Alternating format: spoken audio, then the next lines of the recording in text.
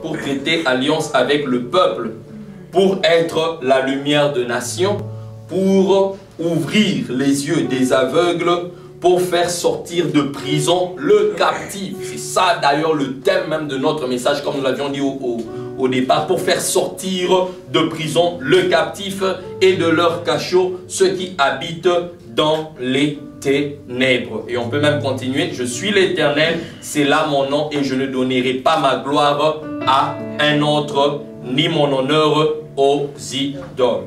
Nous lisons avec Papa Élie dans Luc le chapitre 4, le verset 18 à 21.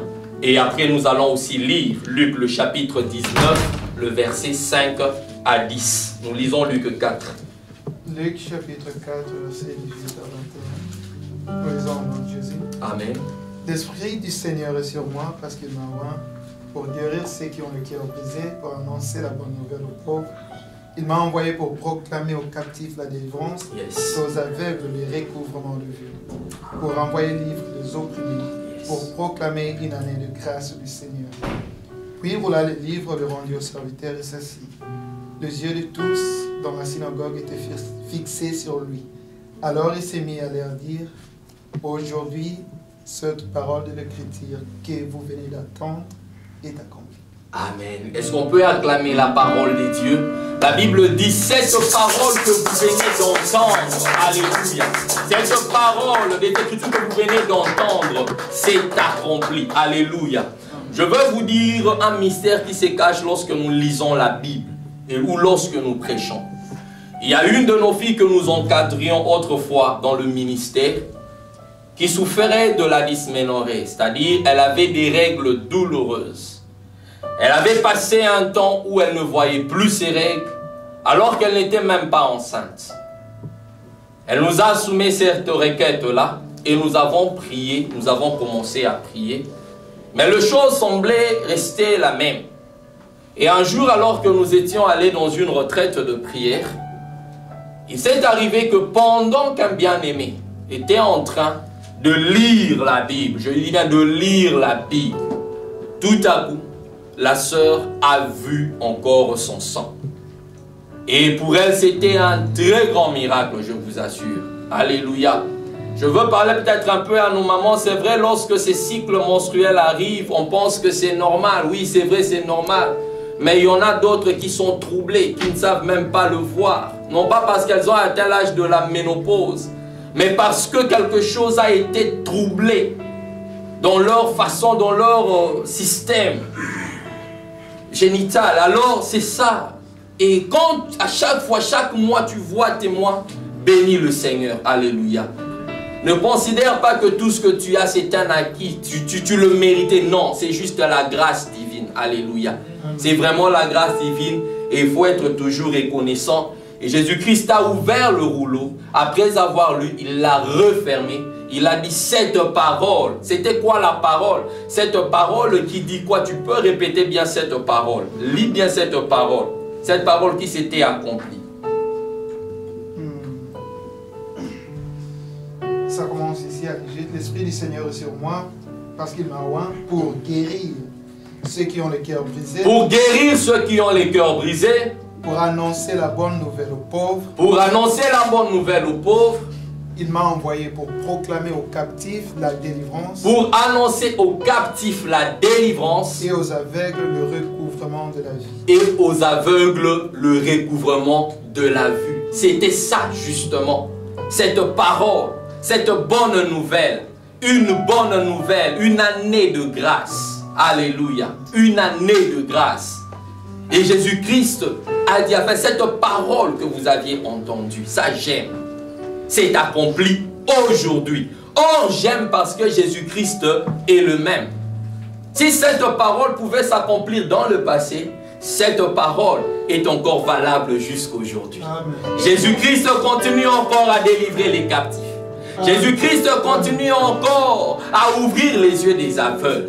Jésus-Christ continue encore à rendre libres les opprimés. Parce qu'il est le même hier, aujourd'hui et éternellement. Et quand il le fait, c'est parce qu'il se rend compte qu'il y a un peuple qui est puissant, mais qui n'arrive pas à manifester sa puissance à cause de certains handicaps qu'il a, à cause de certains problèmes qui tournent autour de la personne. Alors ne sachant pas manifester cela, Jésus-Christ est venu rendre libre ces gens pour qu'ils soient réellement à l'aise et arrivent à manifester cette puissance telle que Dieu le veut. Alléluia.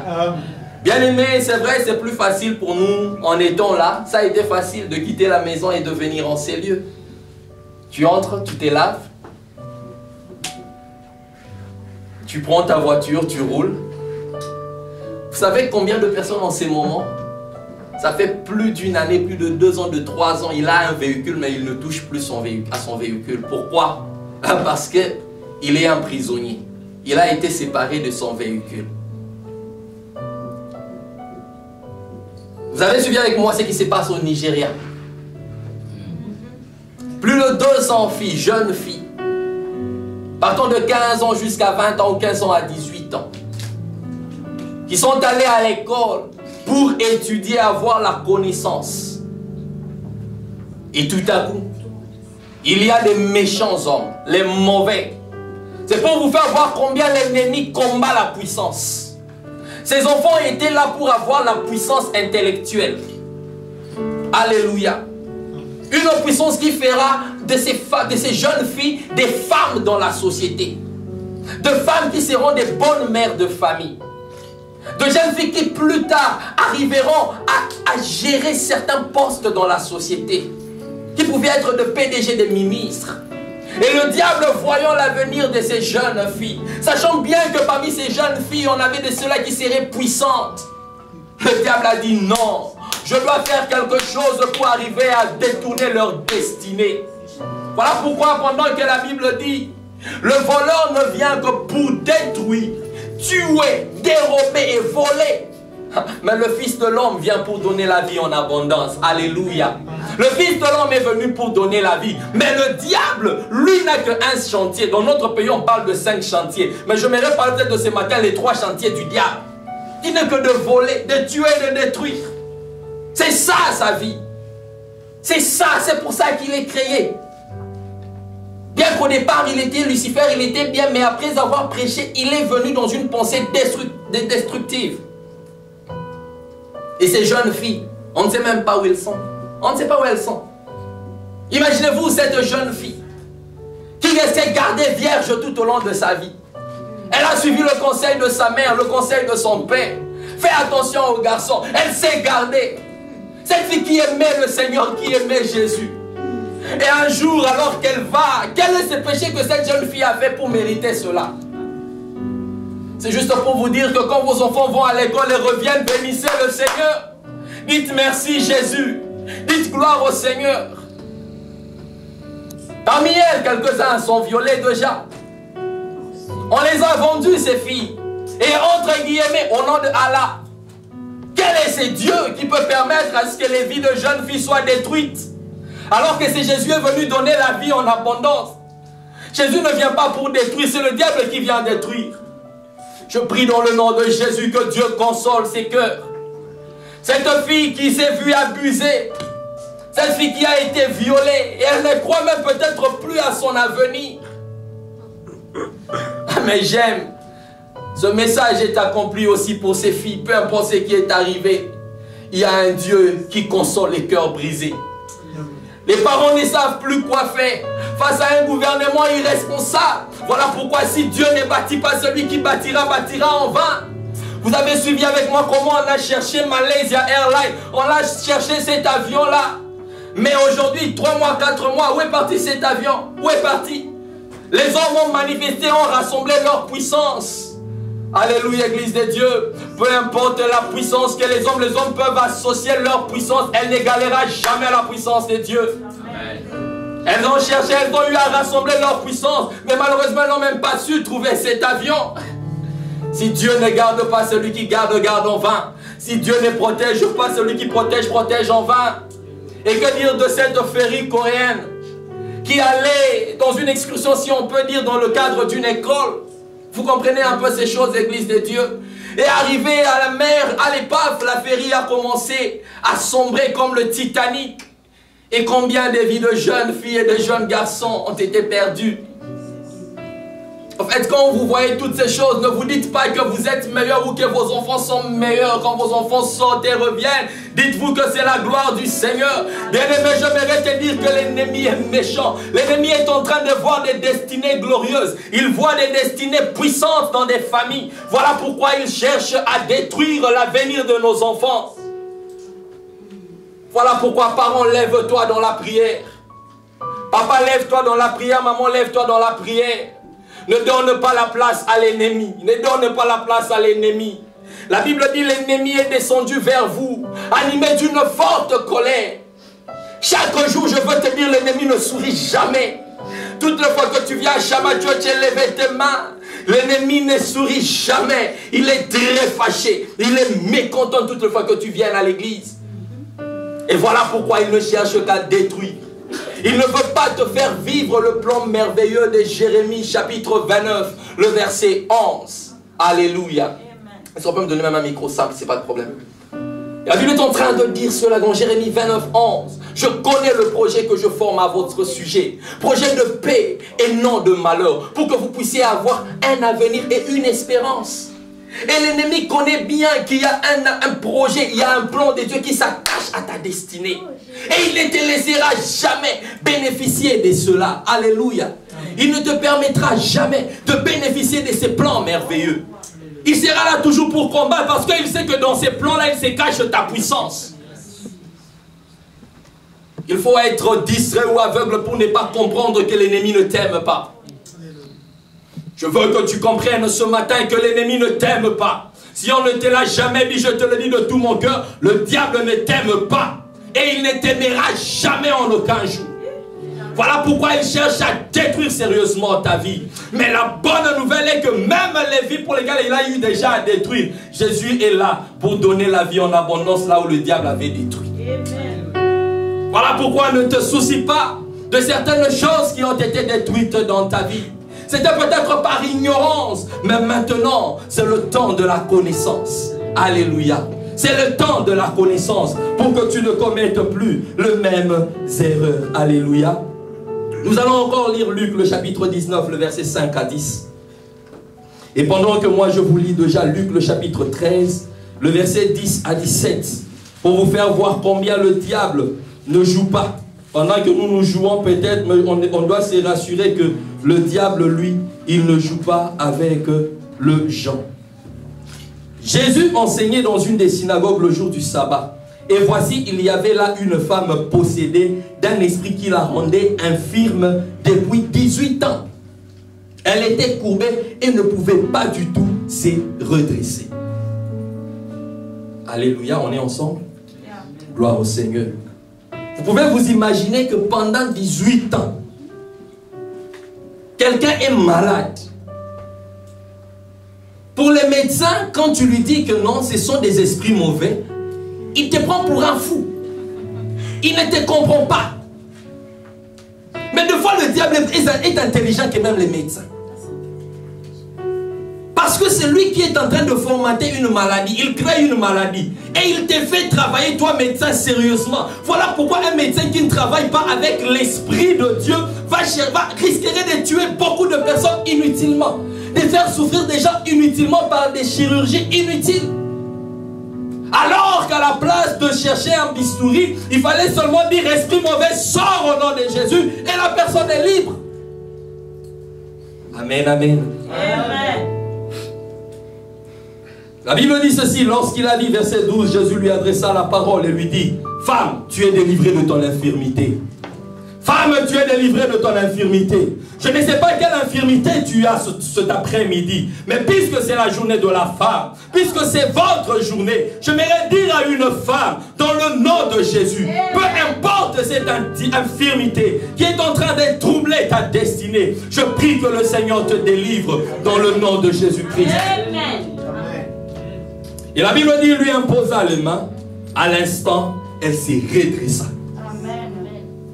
Elle n'avait pas besoin d'un massage. Juste on lui a dit, lève-toi. Je Jésus lui dit seulement, tu es délivré. Alors que nous aujourd'hui, j'ai chasse, j'ai renverse, j'ai déracine, j'arrache. Mais c'était juste une parole simple. Tu es délivré de ton infirmité. Et la Bible dit sur le champ, cette femme a été délivrée. Est-ce qu'on peut acclamer Jésus? Est-ce qu'on peut acclamer Jésus? Parce que c'est seulement Jésus qui peut faire de telles choses. Est-ce qu'on peut bien acclamer Jésus? Il mérite vraiment cette acclamation. C'est bon Jésus. Il mérite cette acclamation. Très puissant, maman même. Et la Bible dit au verset 14. Vous savez, il y a des gens, même quand Dieu te fait du bien, lui il n'est pas content parce que tu es dans les biens. La Bible dit au verset 14, mais le chef de la synagogue, indigné de ce que Jésus avait opéré, cette guérison un jour de sabbat. Un chef de la synagogue, vous pouvez vous imaginer. Non, c'était quelqu'un qui connaissait quand même les Écritures, hein, qui allait aussi à l'église. Jésus fait du bien à quelqu'un et lui s'est fâché. Pourquoi tu es fâché quand Jésus fait du bien à quelqu'un? Jésus fait du bien à qui? Donc, toi, ton plaisir, c'était de voir l'autre toujours souffrant toute sa vie. Certainement, je me dis, certainement, il y avait encore... Peut-être cette femme, certainement, elle était belle. Voilà pourquoi l'ennemi en voulait à sa vie. L'ennemi savait bien que non, avec sa beauté, elle va attirer une grande masse à Jésus-Christ. Voilà pourquoi, nos sœurs, utilisez vos beautés pour Jésus-Christ. Utilisez bien vos beautés pour Jésus-Christ, c'est très important. Très important. Et certaines femmes se disaient qu'elles restent seulement courbées toute sa vie. Comme ça, les hommes ne vont pas le voir. L'homme qui devait le voir arrivera peut-être à me voir à sa place. Mais malheureusement, l'homme a ce projet, mais la Bible dit que c'est les desseins de l'Éternel qui s'accomplissent. Et dans les desseins de l'Éternel, c'était le jour de cette femme-là. Et avec une simple parole, 18 ans plus tard, la Bible dit, cette femme a été guérie. Et les hommes de mauvaise foi se sont levés contre cette guérison. Je ne sais pas pourquoi. Les hommes sont mauvais. Rassurez-vous toujours, toutes les fois que Dieu fera quelque chose de bien pour vous, certains vont acclamer avec amour, d'autres aussi vont acclamer avec un cœur. Pas content. Et après il sera là aussi. Je suis content de te voir.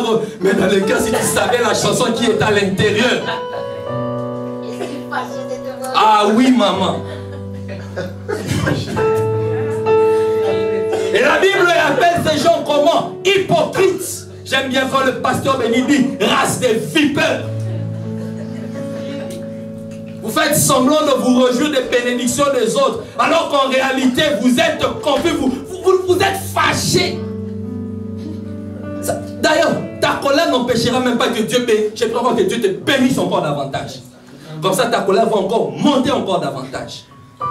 Alléluia. Tu as droit à la bénédiction. Tu es l'héritier et tu es une héritière. Donc la bénédiction est appelée à s'attacher à ta destinée. Peu importe ce que les hommes diront, tu as droit à la bénédiction. Amen, amen. Et la Bible dit, hypocrite, lui répondit le Seigneur. Est-ce que chacun de vous le jour du sabbat ne détache pas de la crèche son bœuf ou son âne pour le mener boire?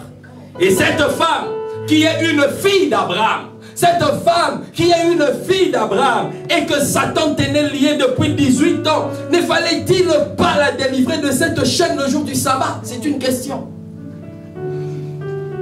Si aujourd'hui on apprenait que non, la fille d'Obama a été arrêtée quelque part, vous allez voir comment on va mobiliser les choses. On va mobiliser tout le Pentagone à la recherche de la fille d'Obama. À combien plus forte raison, toi la fille, la princesse des dieux, on t'a arrêté et tu penses que Dieu restera calme. Il ne fera rien, à moins que tu ne lui appartiennes pas. Mais si tu lui appartiens, je pense que les anges des cieux, l'armée céleste, se motivera en ta faveur afin de te rendre libre. Ah, je connais ce Dieu, il est pas plein d'amour. Il ne te laissera jamais. Jamais. Est-ce que Dieu pouvait laisser cette fille d'Abraham être arrêtée, souffrant toute ta vie? Je ne pense pas.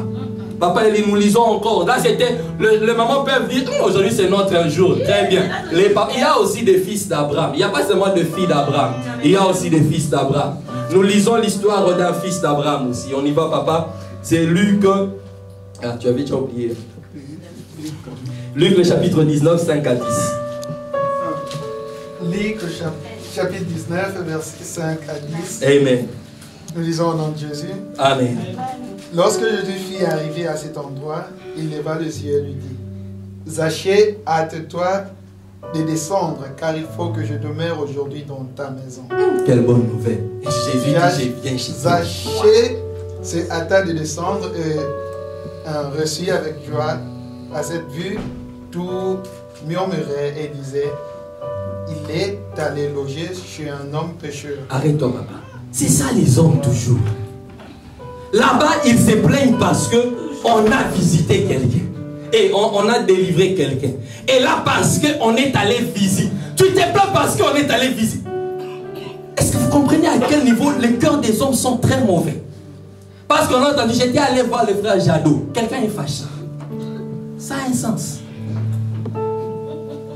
Parce que j'étais allé rendre visite au frère Jadot, quelqu'un s'est fâché. Et c'est ce qui s'est passé. Jésus s'est décidé d'aller visiter quelqu'un. C'est quoi ton problème? Attends ton tour. Jésus vient aussi te visiter. Quand il visite, d'ailleurs, réjouis-toi quand il visite les voisins. Parce que le voisin qui te connaît bien peut aussi souffler à Jésus. Jésus, mon voisin aussi a un problème. Après, chez moi, tu peux aller chez lui. Amen. Continue, papa. À cette vue, tout murmurait et disait, il est allé loger chez un homme pécheur. Mais Zachée, debout devant le Seigneur, lui dit, voici, Seigneur, je donne aux pauvres la moitié de mes biens, et si je fais tort de quelque chose à quelqu'un, je lui rends le quadruple. Jésus lui dit, aujourd'hui le salut est venu pour cette maison, parce que celui-ci est aussi un fils d'Abraham. Ah, celui-ci est aussi qui? Un fils d'Abraham. Un fils d'Abraham. Alléluia. Est-ce qu'on peut acclamer la parole de Dieu? Celui-ci est aussi un fils d'Abraham. Alléluia. Il n'y a pas seulement les filles d'Abraham, mais il y a aussi le fils d'Abraham. Alléluia. Et ces fils et ces filles d'Abraham sont tous les fils de Dieu. Voilà pourquoi le Seigneur ne restera jamais insensible. Papa, tu peux t'arrêter, c'est déjà bon. C'est ce que je voulais que tu lises. Alléluia. Bien aimé, il y a certaines personnes qui sont très contentes quand vous êtes dans la prison. La prison, de par sa définition, Église de Dieu, c'est un lieu de détention ou d'incarcération où une personne est privée de sa liberté ou encore est en résidence surveillée. Alléluia. Comme ces jeunes filles-là. Vraiment, elles sont vraiment dans une résidence très surveillée. Elles ne peuvent même pas chercher à sortir. Elles sont privées de tous leurs droits et de toute leur liberté. Actuellement, je me vois quelqu'un, si on l'emmène dans une prison, avec nos pouces qui sont déjà habitués. Tu comprends? Ou encore, on appelle ça quoi? L'index. C'est l'index. C'est très important de comprendre certaines choses. Plus on grandit, plus certaines petites choses, fouillent. Si je dis à quelqu'un ça, c'est quoi? On risquerait de me dire les majeurs. C'est l'auriculaire. C'est ça? Gloire au Seigneur. Avec nos petits doigts qui actuellement font ça. Imaginez-vous quelqu'un en prison, on lui a privé de son téléphone. Qui toujours... Vous avez déjà imaginé une journée sans téléphone, sans connexion, sans internet? Quelques-uns peuvent mourir. Ils peuvent mourir. Addictifs. On parlait de cela avec Papa Béni dernièrement. Même au travail chez nous.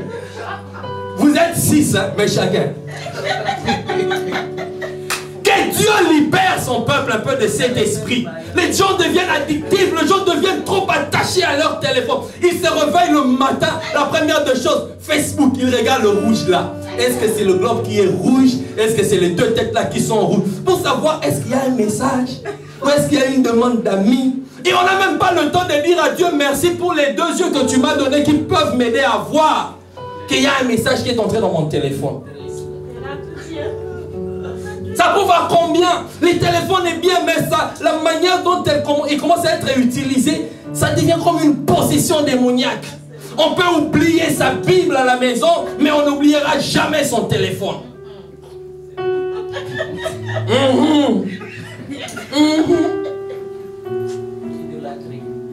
Merci, papa. Les gens pensent qu'il faut toujours des monuments. C'est ça l'idolâtrie. Non. Quand il y a un amour excessif pour ton téléphone, que Dieu, c'est de l'idolâtrie, Église des dieux. Imaginez-vous en prison, tu es privé de ta liberté, tu es privé de tout. C'est vraiment triste. C'est comme l'histoire d'un plus grand prisonnier dans le monde actuellement. Il venait d'être libéré le 17 mars 2014. Il a eu 48 ans dans la prison. Allez sur Google, tapez ce nom, Iwayo Akamara. Iwayo Akamara. Il a été détenu en prison depuis août 1966.